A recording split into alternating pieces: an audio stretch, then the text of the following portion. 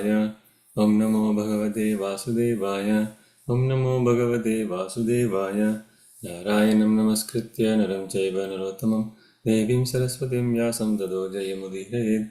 Shrinvadam Swakata Krishna Punya Shravana Kirtana Pradyantasto Ye Bhadrani Vidhanati Suhrichatam Nashta Prayasha Badrisho Nityam Bhagavata Sevaya Bhagavate Rattama Shloke Bhaktir Bhavati Nashtiki. Reading from Srimad Bhagavatam, Canto 4, Chapter 7, The Sacrifice performed by Daksha, Text 50. Shri Bhagavanu Vacha Aham Brahma Cha Sarvascha Jagata Karanam Param Atmeshwara Upadrashta Swayam Avisheshanaha.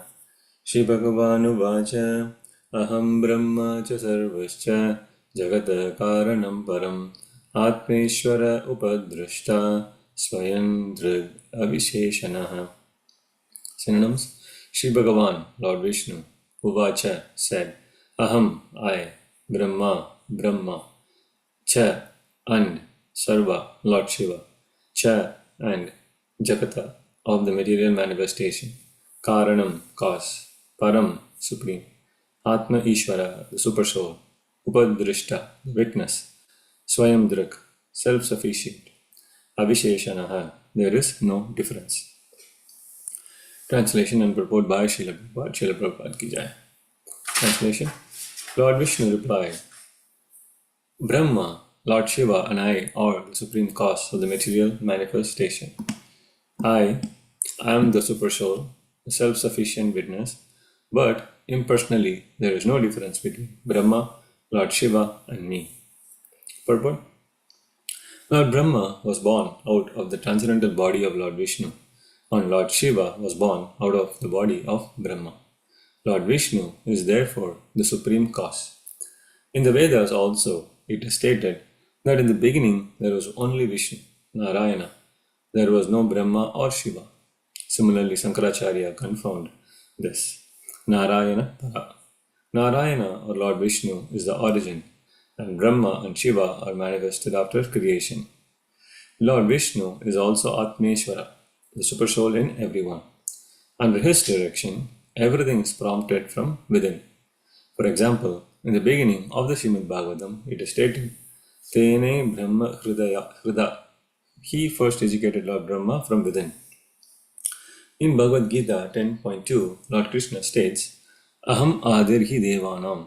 Lord Vishnu or Krishna is the origin of all demigods, including Lord Brahma and Lord Shiva.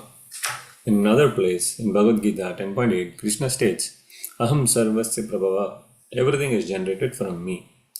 This includes all the demigods. Similarly, in the Vedanta Sutra, Janmad Yasya Yataha, and in the Upanishads, in the statement, Yato va imani bhutani jayante. Everything is generated from Lord Vishnu. Everything is maintained by him, and everything is annihilated by his energy.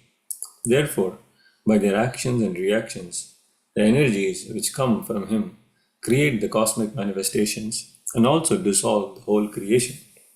Thus, the Lord is the cause and also the effect. Whatever effect we see is the interaction of his energy. And because the energy is generated from him, he is both cause and effect. Simultaneously, everything is different and the same. It is said that everything is Brahman, Sarvam Kalvidam Brahma, in the highest vision. Nothing is beyond Brahman, and therefore Lord Brahma and Lord Shiva are certainly non-different from him. End of purport.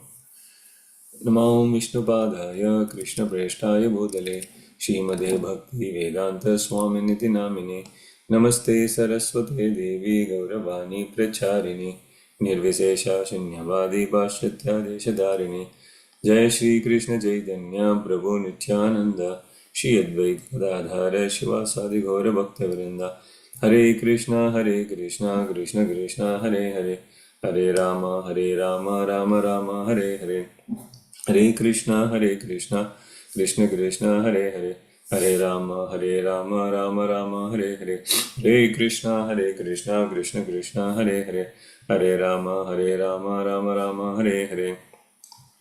I humbly seek the blessings of all Assembled Vaishnavas, and thank you for the opportunity to read and summarize from Srimad Bhagavatam. This is for my own purification, and please forgive if I add my own interpretation to the summary. So I'll be summarizing based on a lecture I heard on this verse and also from Srila Prabhupada's purport. So we are in this 7th chapter of Canto 4, and this is the last chapter in the whole pastime of Daksha, Prajapati.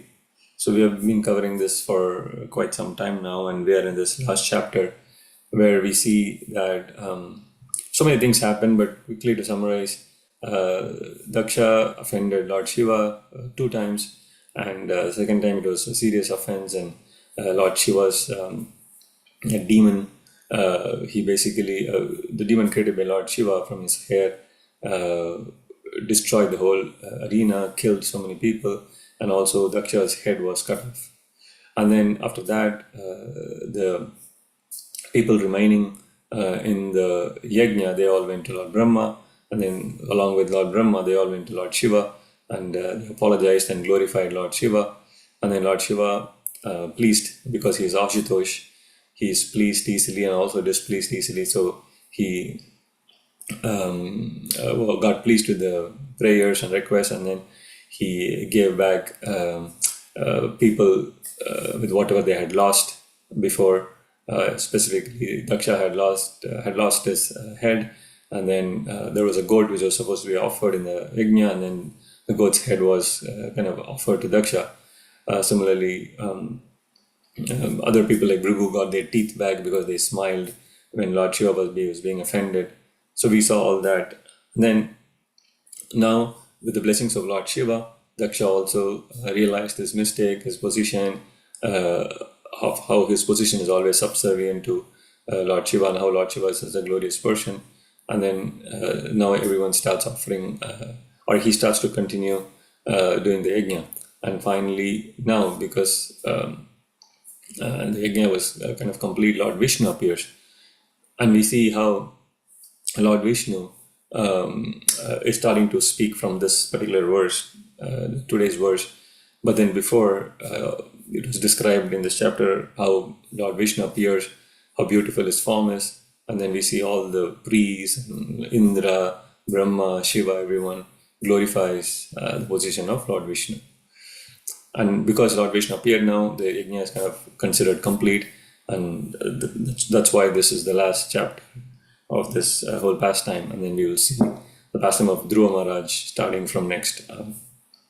So there are a few lessons we understand from this whole pastime of Daksha. So main lessons are basically that Lord forgives offenses to him, but does not forgive offenses to his devotees. So we have seen many pastimes also, like Ambarish Maharaj pastime with Durvasa Muni, where when Durvasa Muni goes to the Lord, he is such a powerful sage that he has access to the Lord in Vaikuntha. So even when he goes there, the Lord says he cannot do anything, and then he has to go back and surrender to his devotee. So we see again this point coming up again and again in sections of Srimad Bhagavatam, that the Lord is more pleased if he please his devotees rather than pleasing him directly. So this is an important lesson, and we can always think how we can please our devotees or other devotees here in the association, and that thereby please the Lord easily. And then the other lesson that comes out is that we should not judge anyone externally. And that's the main thing that Daksha did originally, that he basically saw Lord Shiva as like such a person who is not clean and who does not appear very nicely. So basically he just thought that he is superior to Lord Shiva in every aspect, because he is a king, he's a Prajapati, he has like so many people under him, and then he's so charming, he's so everything, because he was a Prajapati and he was responsible for this creation. So he thought that his position was much superior in every way to Shiva, but that was the wrong judgment. So we see that in this chapter also, Lord is making, or in this particular verse, Lord, text 50, starting text 50, you will see that the Lord is making clearly the point about, or he clarifies his position versus the other positions. In this verse today, he says, Brahma, Lord Shiva, and I are the supreme cause of the material manifestation. I am the super soul, the self-sufficient witness, but impersonally, there is no difference between Brahma, Lord Shiva, and me. So this is very interesting that Prabhupada uses the word, but impersonally. If you look at the translation or like the word-to-word meaning, there is no word for impersonal. But Prabhupada adds this to kind of clarify that qualitatively, Lord Shiva, Brahma, the Supreme Lord are one. For that matter, even all of us are qualitatively one with the Lord. But quantitatively, there is this difference. So that's why Prabhupada makes this impersonally, there is no difference between Brahma, Lord Shiva, and me. But of course, personally, there is difference. Lord Shiva is a person, Brahma is a person, and Lord Vishnu is also a person, but is different from all of them in that sense. So this is the Achintya Veda Tattva we have been hearing, especially from the teachings of Lord Chaitanya. So here, Krishna, as we know in Bhagavad Gita 7.20, says, actually in 7.19 in Bhagavad Gita and 7.20, Krishna makes this distinction between two kinds of people. So Krishna says in 7.19 that Bahunam Janmanam Ante Jnanavan Mam Prapatyate Vasudeva Sarvamiti Sa Mahatma Sudurlabha. So Krishna says, after many births and deaths, he who is actually in knowledge surrenders unto me, knowing me to be the cause of all causes and all that is. Such a great soul is very rare. So Krishna says that, knowing him in full or having the knowledge about Krishna and surrendering to him is very, very rare. And such souls are very rare. And right in the next verse, 7.20, Krishna talks about the contrasting people. He says, those whose intelligence has been stolen by material desires surrender unto demigods and follow the particular rules and regulations of worship according to their own natures. So, Prabhupada says in those purports that Krishna facilitates both ways. He encourages demigod worship to people who want to worship demigods, and also he empowers demigods to offer benediction. So Krishna says that even if one is worshipping demigod, he's indirectly worshipping him. And if one is receiving benediction from a demigod, he's indirectly receiving it from him. So again, this section shows how the Supreme Lord is basically the controller of everything. And it's just one's misunderstanding that one is being benefited or one is worshipping a demigod. But indirectly, it is all being directed to Krishna. So later, or in Srimad Bhagavatam, we hear this also. We see this very famous verse. This akama sarva kamava moksha kama udaradi tivrena bhakti yogena yajate purusha param. And also we see how in this verse that one, if he has full of material desires, or if one has no material desires, or if one has desire for moksha, basically for all this, one should worship Krishna. So we are practicing devotees and we also have desires. So that is like one lesson that comes out of this whole section, this verse also, that we are practicing devotees and we have also desires. It doesn't mean that we cannot practice bhakti or we cannot approach Krishna. Even with desires, we can approach Krishna, and because we are approaching Krishna, then he kind of purifies that desire, which has this attachment to material desires. But then eventually, when we approach Krishna for everything, our desires get purified, and then our desires become more spiritual, which is going to be long-lasting, and then which can help us in this life and also the future lives. So Prabhupada always says that demigods are like shopkeepers, and they get obliged with some offering. So if you go to a shop, if you give money, they're going to give you whatever is apt for that amount of money. But when you go to Krishna, like Prabhupada always gives this example, even in this section we saw earlier, that it's like going to a son going to a dad. I mean, the son might ask anything, but the dad does not give anything that will not benefit the son. It may look like the dad is being mean, but it is for the long-term goodness of the child. So again, the lesson is that, yeah, we may have desires, but we should try to, again, go through Srimad Bhagavatam, and then so many great personalities also had desires, and we can always see how they expressed and how they prayed to the Supreme Lord, and then how they got benefited from all those prayers.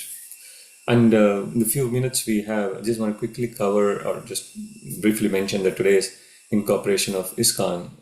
Prabhupada started or established ISKCON several years ago on this day, and I was just thinking how fortunate we are to be part of this organization. And I mean, if not for Prabhupada, and if not for giving us this routine or program every day, like from start morning to finish, we have opportunity to remember Krishna by Bhagavatam or Kirtan, or just by talking to devotees or by reading his books. So Prabhupada has not only created this ISKCON organization, but also has created so many avenues for us to stay connected with Krishna.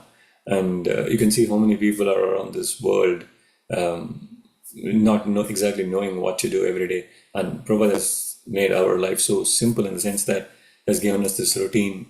And it's not also not too impractical. I mean, it's very practical, although we may not be at the level that Prabhupada wanted us to be practicing all his instructions, but still the mere fact that we have the instructions and the mere fact that we are trying to do it is itself pleasing, and then we should continue. And we should always remember and express our gratitude to Srila Prabhupada for again creating this organization and then creating this amazing congregation in different cities and in almost every city in the world, temples in every town and village pretty much, that we have this opportunity, even if we don't want to internally practice this, but because we are in this association, I mean, there is opportunity to just hear and read about Krishna, even if you don't want it personally. I mean, if we are forced to listen, we are forced to remember Krishna. So that's kind of the beauty of this whole organization, and we are being pulled in to it. And I feel so fortunate and so thankful for all the devotees here in this call and our congregation. Because of you all, I'm able to survive in this practice, and we should just think about Prabhupada every day almost, and today especially. So much pains he went through to establish his organization, and because he was such a pure devotee and he had such faith in the holy name, I mean, this organization is flourishing and will flourish because again it's so pleasing to Krishna, and we just see Krishna's mercy through Srila Prabhupada. So with that, I'd like to conclude the summary. Hare Krishna.